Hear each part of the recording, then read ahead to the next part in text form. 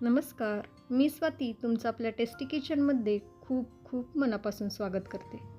सर्वात प्रथम तुम्हा सर्वांना दीपावलीच्या हार्दिक हार्दिक शुभेच्छा. तर आज आपण इथे फराळाच्या ताटातील मानाचा पदार्थ बनवतोय, ती म्हणजे करंजी. पण आज आपण इथे शेंगदाणे, तीळ आणि गूळ याचं सारण बनवून ही करंजी बनवणार आहोत, जी की बनवायला तर सोपी आहेच, पण चवीला खूप छान लागते. चला तर या छानशा रेसिपीला सुरुवात करूया. सुरुवातीला आपण सारण बनवणार आहोत, तर त्याकरता इथे मी अर्धा किलो शेंगदाणे घेतलेले आहेत. आता हे शेंगदाणे आपल्याला खमंग भाजून घ्यायचे आहेत. शेंगदाणे अगदी मंद गॅसवरती भाजून घ्यायचे आहेत. मंद गॅसवरती शेंगदाणा भाजला ना तर ते आतपर्यंत व्यवस्थित भाजले जातात. शेंगदाणे जर खमंग भाजले गेले ना तर करंजी ही चवीला छान लागते आणि सारणही बिना फ्रीज वरती 7 ते 8 दिवस छान टिकतं. त्यामुळे अगदी मंद गॅसवरती हे शेंगदाणे आपल्याला भाजून घ्यायचे आहेत. थोडा वेळ लागतो, पण मंद आचेवरतीच शेंगदाणे भाजून घ्यायचे आहेत. बघा, इथे मी शेंगदाणे मस्त खमंग असे भाजून घेतलेले आहेत. हलके डाग आलेले आहेत आणि थोडी सालही तडकली आहे. हे शेंगदाणे भाजण्याकरता साधारण मला 12 ते 15 मिनटं इतका वेळ लागलेला आहे. आता हे भाजलेले शेंगदाणे आपल्याला एका ताटामध्ये काढून घेऊन याला पूर्णपणे थंड करून घ्यायचं आहे. आता याच तव्यामध्ये आपल्याला तीळही भाजून घ्यायचे आहेत. तर इथे मी अर्धा किलो शेंगदाण्यासाठी 200 ग्रॅम तीळ घेतलेला आहे. तीळ ही आपल्याला मंद गॅसवरती छान फुलेपर्यंत भाजून घ्यायचे आहेत. इथे मी बिगर पॉलिश तीळ घेतलेले आहेत. तुम्ही पॉलिश तीळ वापरला तरीही चालेल. तिळामुळे करंजी चवीला खूप छान लागते. तीळ भाजण्याकरता खूप जास्त वेळ लागत नाही. अगदी 3 ते 4 मिनटामध्ये हे तीळ खमंग असे भाजून होतात. अगदी थोड्या वेळातच हे तीळ मस्त असे उडत आहेत, तुम्ही बघू शकताय. असं उडायला लागलं की अगदी 1 ते 2 मिनटामध्ये तीळ छान असे भाजून होतात. तर बघा, इथे मी अगदी मंद गॅसवरती हे तीळ छान फुलेपर्यंत मस्त असे खमंग भाजून घेतलेले आहेत. आता हे भाजलेले तीळही आपल्याला एका दुसऱ्या प्लेटमध्ये काढून घ्यायचे आहेत. तर इथे आपले तीळही खमंग असे भाजून झालेले आहेत, तुम्ही बघू शकताय. आता याच तव्यामध्ये आपल्याला 3 मोठे चमचे खसखस भाजून घ्यायची आहे. मंद गॅसवरतीच ही खसखस ही आपल्याला भाजून घ्यायची आहे. खसखस पटकन भाजले जातात. हलकासा रंग बदलेपर्यंत आपल्याला याला भाजून घ्यायचं आहे. असं सतत हलवत राहायचं, म्हणजे खसखस व्यवस्थित भाजली जाते. आता हे बघा, इथे मी अगदी मिनिटभर ही खसखस भाजून घेतलेली आहे. याचा हलका रंग चेंज झालेला आहे, तुम्ही बघू शकताय. आता ही भाजलेली खसखस आपल्याला तिळावरतीच काढून घ्यायची आहे. तर इथे आपली खसखस ही छान अशी भाजून झालेली आहे. आता आपल्याला गॅस बंद करायचा आहे आणि या गरम तव्यामध्ये वेलची फक्त आपल्याला गरम करून घ्यायची आहे. असं वेलची गरम करून घेतली की वेलचीची चव अजून वाढते आणि ज्यावेळी आपण वेलची बारीक करतो त्यावेळी ती पटकन बारीक होते. त्यामुळे फक्त याला आपल्याला गरम करून घ्यायचं आहे, भाजायचं वगैरे अजिबात नाही. आता ही गरम केलेली वेलची ही आपल्याला काढून घ्यायची आहे. आता इथे आपले सर्व जिन्नस छान असे खमंग भाजून झालेले आहेत. आता आपल्याला शेंगदाणे, तीळ, खसखस पूर्णपणे थंड करून घ्यायचे आहे आणि शेंगदाणे थंड झाल्यानंतर याची पूर्णपणे आपल्याला साल काढून घ्यायची आहे. तर बघा, इथे मी शेंगदाणे पूर्णपणे थंड झाल्यानंतर त्याची साल काढून त्याला स्वच्छ करून घेतलेलं आहे. आता यामध्येच आपल्याला वेलची सोलून घालायची आहे. वेलची सोलून असं शेंगदाण्यामध्ये घातलं ना तर शेंगदाणे ज्यावेळी आपण बारीक करतो त्यासोबत ही वेलचीही बारीक होते. त्याला वेगळं असं बाजूला बारीक करावं लागणार नाही, म्हणून आपल्याला वेलची सोलून शेंगदाण्यामध्ये घालून घ्यायची आहे. आता काय करायचं, तर हे शेंगदाणे आपल्याला मिक्सरमधून जाडसर वाटून घ्यायचं आहे. मिक्सर चालू बंद करून याला जाडसर वाटून घ्यायचं आहे. खूप बारीक करायचं नाही. बघा, असं जाडसर वाटून घ्यायचं आहे. तसंच मिक्सर एकसारखा चालू ठेवायचा नाही, नाहीतर शेंगदाणे खूप बारीक वाटले जातात आणि त्यातील तेलही रिलीज होतं. त्यामुळे मिक्सर चालू बंद करूनच याला जाडसर वाटून घ्यायचं आहे. आता इथे मी शेंगदाणे छान जाडसर वाटून घेतलेले आहेत. आता यामध्ये आपल्याला बारीक चिरलेला गूळ घालायचा आहे. तर मी इथे अर्धा किलो शेंगदाणे घेतले होते, तर अर्धा किलोच गूळ बारीक असा चिरून घेतलेला आहे. आता हा सर्व गूळ आपल्याला यामध्ये घालून घ्यायचा आहे. गुळाचं प्रमाण थोडं कमी जास्त तुम्ही तुमच्या आवडीप्रमाणे करू शकता. आता हा गूळ आपल्याला या शेंगदाण्यामध्ये छान असा मिक्स करून घ्यायचा आहे. हे शेंगदाण्याचं सारण बनवताना गूळ पावडर अजिबात वापरू नका, तर असं गूळच बारीक चिरून वापरा. आता हे गूळ यामध्ये छान असं मिक्स करून झाल्यानंतरही यामध्ये खडे राहिलेले आहेत, त्यामुळे याला आपल्याला परत एकदा बारीक करून घ्यायचं आहे. पण बारीक करण्याआधी यामध्ये आपण भाजून घेतलेली तीळ खसखस सगळी घालायची आहे. सोबतच यामध्ये 1 चमचा सुंठ पावडर घालायची आहे आणि यामध्ये थोडी जायफळ किसून घालायची आहे. कोणत्याही गुळाच्या पदार्थामध्ये थोडी जायफळ घातली ना त्याची चव अजून वाढते, त्यामुळे मी इथे जायफळ घालत आहे. तुम्हाला आवडत नसेल तर नाही घातला तरीही चालेल. तर साधारण मी इथे पाव जायफळ होईल इतकी जायफळ मी किसून यामध्ये घातलेली आहे. आता हे सर्व जिन्नस आपल्याला चांगले मिक्स करून घ्यायचे आहेत. हे सर्व छान असं मिक्स करून झाल्यानंतर यातील थोडं थोडं मिश्रण आपल्याला मिक्सरच्या भांड्यामध्ये घालायचं आहे आणि याला छान असं बारीक करून घ्यायचं आहे. खूप बारीक करायचं नाही, रवाळ असं बारीक आपल्याला करून घ्यायचं आहे. फक्त हे मिक्सरला फिरवत असताना मिक्सर एकसारखा फिरवायचा नाही, तर मिक्सर चालूबंद करूनच याला थोडं जाडसर असं वाटून घ्यायचं आहे. तर बघा इथे मी सर्व सारण मिक्सर चालूबंद करूनच तयार करून घेतलेलं आहे.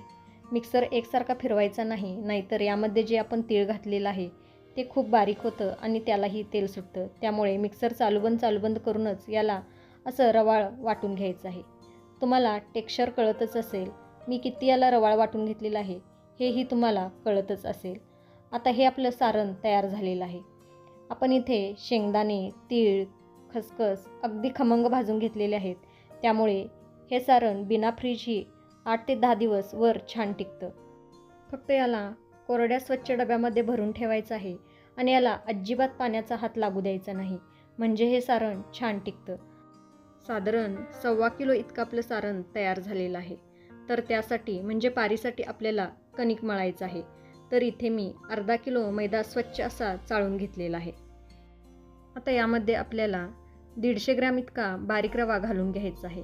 या रव्याला 0 नंबरचा रवा किंवा चिरोटे रवा असंही म्हणतात. आता यामध्ये आपल्याला चवीपुरतं मीठ घालायचं आहे आणि हे सर्व कोरडे जिन्नस आपल्याला छान मिक्स करून घ्यायचे आहेत. रवा घातल्यामुळे करंजी छान खुसखुशीत होते. आता हे कोरडं मिक्स करून झाल्यानंतर यामध्ये आपल्याला कडकडीत तुपाचं मोहन घालायचं आहे. तर मी इथे 4 चमचे घट्ट तूप घेऊन ते छान कडकडीत धूर येईपर्यंत गरम करून घेतलेलं आहे. आता हे कडकडीत तुपाचं मोहन मैद्यावरती घालायचं आहे आणि आपल्याला छान असं मिक्स करून घ्यायचं आहे. तूप खूप गरम आहे म्हणून सुरुवातीला याला चमच्याने मिक्स करून घ्यायचं आहे आणि नंतर हे थोडं थंड झालं की हे मोहन मैद्याला हाताने छान चोळून घ्यायचं आहे. हे तुपाचं मोहन मैद्याच्या प्रत्येक कणाला व्यवस्थित असं लागलं गेलं पाहिजे, म्हणजेच आपली करंजी छान खुसखुशीत होतील. इथे तुम्ही तुपाऐवजी तेलही वापरू शकता. फक्त आपल्याला तेलही कडकडीत धूर येईपर्यंत गरम करायचं आहे आणि नंतरच ते मैद्यामध्ये घालून मैद्याला छान असं लावून घ्यायचं आहे. अगदी मैद्याच्या प्रत्येक कणाला तेल व्यवस्थित लागलं गेलं पाहिजे. तर बघा इथे मी मैद्याला तूप छान असं चोळून घेतलेलं आहे. अगदी मस्त असं तूप या मैद्याला लागलं गेलेलं आहे. मैदा अगदी हलका झालेला आहे, तुम्ही बघू शकताय. आता यामध्ये आपल्याला थोडं थोडं दूध घालायचं आहे आणि चपातीचं पीठ मळतो ना त्यापेक्षा थोडं घट्ट आपल्याला मळून घ्यायचं आहे. खूप सैल किंवा खूप घट्ट नाही, तर चपातीच्या पिठापेक्षा थोडं घट्ट असं आपल्याला मळून घ्यायचं आहे. इथे तुम्ही दुधाऐवजी पाणीही वापरू शकता. दूध जरी वापरलं असलं तरी या करंज्या 15 दिवस छान टिकतात.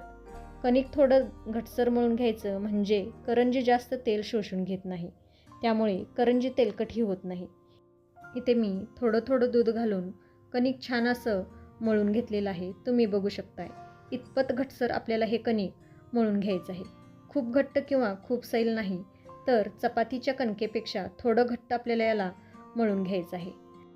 आता हे कणिक झाकून आपल्याला कमीत कमी 15 ते 20 मिनटं भिजण्यासाठी ठेवून द्यायचं आहे.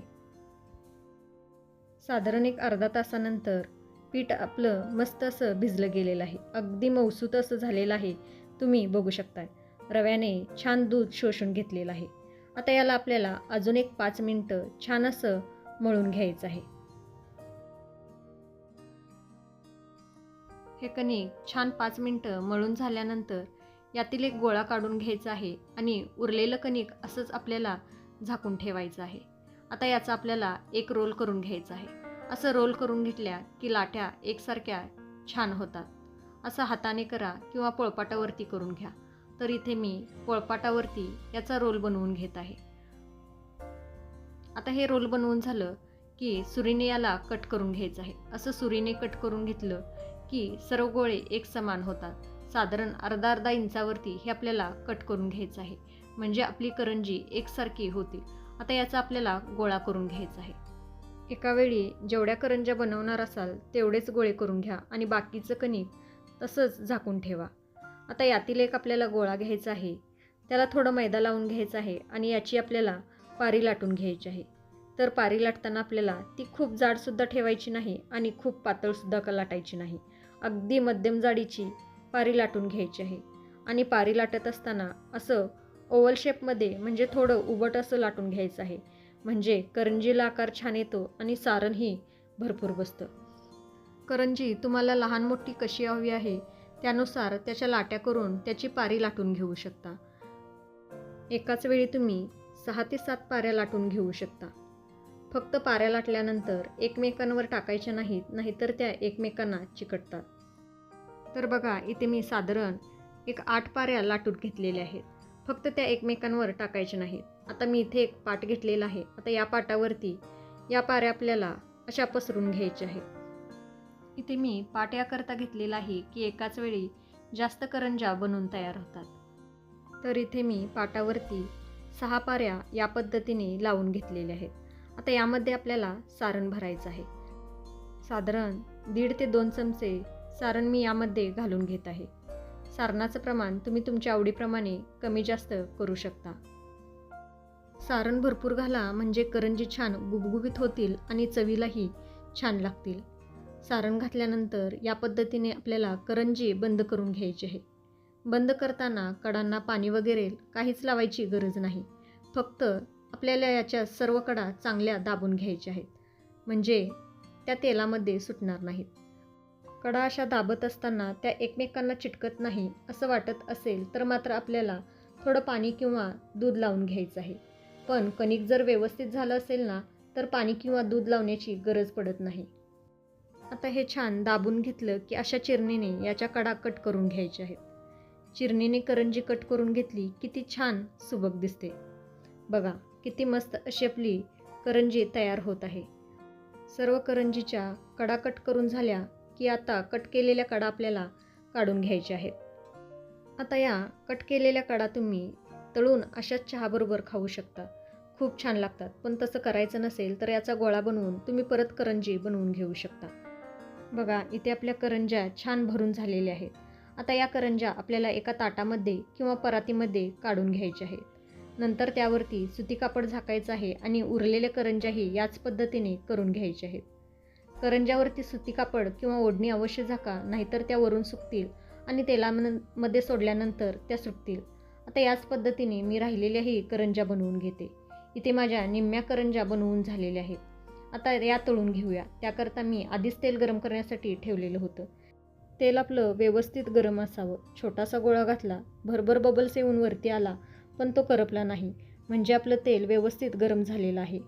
तेल खूप कमीही गरम नाही, तसंच खूप कडकडीतही गरम करायचं नाही. मध्यम असं गरम करून घ्यायचं आहे. तेल परफेक्ट गरम झालेलं आहे. आता यामध्ये करंज्या सोडायच्या आहेत. एकाच वेळी खूप करंज्या सोडायच्या नाहीत, नाहीतर तेलाचं तापमान कमी होतं आणि करंजी जास्त तेल शोषून घेऊ शकतात.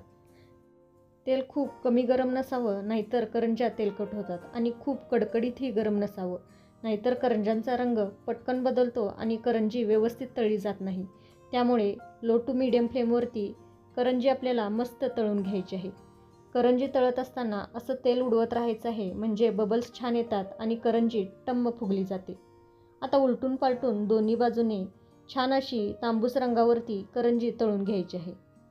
करंज्या खूप पांढरट रंगावरतीही काढायच्या नाहीत, नाहीतर त्या लगेच मऊ पडतात. हलक्या तांबूस रंगावरती आपल्याला तळून घ्यायचे आहेत. लक्षात ठेवा, आपल्याला करंजी लो टू मीडियम फ्लेमवरतीच तळून घ्यायचे आहेत. बघा, लो टू मीडियम फ्लेमवरती हलक्या तांबूस रंगावरती मी करंजी छान अशी तळून घेतलेली आहे. आता ही तळलेली करंजी आपल्याला एका चाळणीवरती काढून घ्यायची आहे. चाळणीवरती करंजी काढून घेतली की एक्स्ट्राचं तेल नितळून जातं आणि वाफही धरत नाही. नंतर ही करंजी आपल्याला संपूर्ण थंड करून घ्यायची आहे आणि डब्यात भरून ठेवायची आहे. आता याच पद्धतीने मी राहिलेल्या करंज्याही तळून घेते. बघा, इथे आपल्या मस्त सुबक करंज्या तयार झालेल्या आहेत. एकसुद्धा आपली करंजी फुटत नाही, अगदी छान होतात. करंज्यांना रंग किती सुरेख आलेला आहे तुम्ही बघू शकताय. नेहमीच्या करंजीपेक्षा या चवीला खूप छान लागतात. अशा या भरपूर सारण भरून बनवलेल्या करंज्या तुम्हीही बनवा आणि मला कमेंट करून नक्की सांगा. आजची रेसिपी आवडली असेल तर प्लीज लाईक करा, जास्तीत जास्त लोकांपर्यंत शेअर करा. तसंच टेस्टी किचनला अजून सबस्क्राईब केला नसेल तर प्लीज सबस्क्राईब करा. परत भेटू अशाच एका छानशा रेसिपीसोबत. तोपर्यंत मस्त खा, टुमटुमीत राहा. Bye bye. Thanks for watching.